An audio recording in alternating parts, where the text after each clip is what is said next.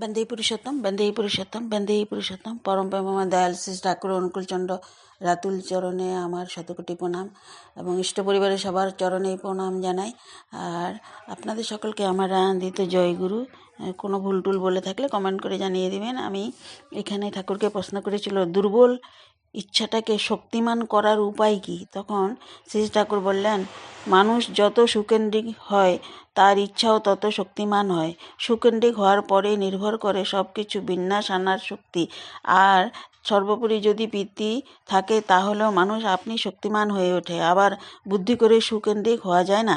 আমি ভালো হব এই ভেবে ভালো হওয়া যায় না। কাউকে ভালোবেসে বরং তা সম্ভব হতে পারে। সেই জন্য তুমি একজনকে ভালোবাসো, যার প্রেম কাউকে বঞ্চিত করে না, তাকে ভালোবাসতে হবে। তোমার সব চাহিদা, সমস্ত তৃষ্ণা দিয়ে, সব কিছু দিয়ে, সব দিক দিয়ে।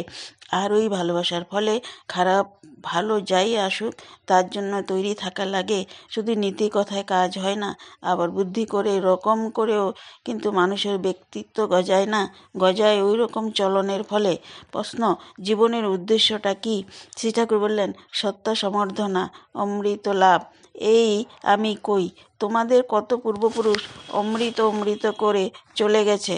আমরা করছি অমৃত লাভ, অমরণতা লাভের কথা, যাতে চেতন থাকতে পারি স্মৃতিবাহী চেতনা নিয়ে।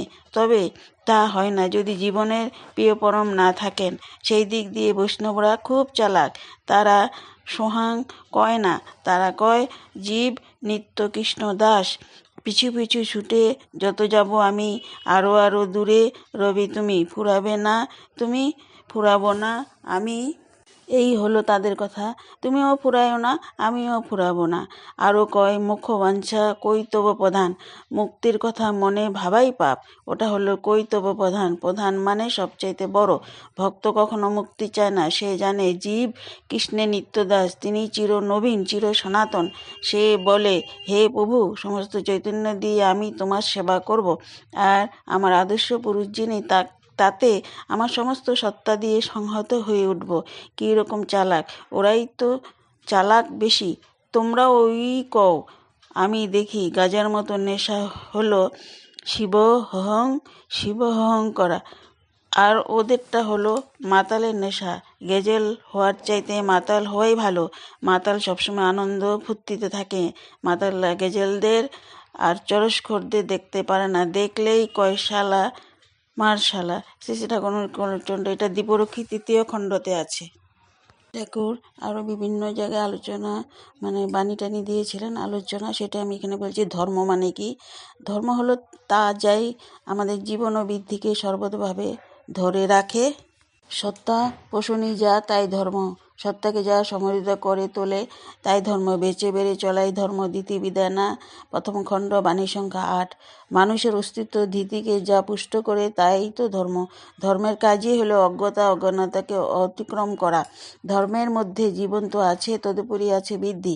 তাই জীবন এবং ধর্ম, এই দুইয়ের মধ্যে ধর্ম ব্যাপক। ধর্মের জন্যই জীবন। মানুষের মধ্যে যত সময় ধর্মবোধ জাগ্রত না হয় তত সময় তার নিস্তার নাই।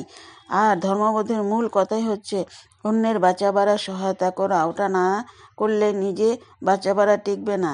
তাই ধর্ম হলো তাই যা আমাদের জীবন ও বৃদ্ধিকে সর্বতভাবে ধরে রাখে।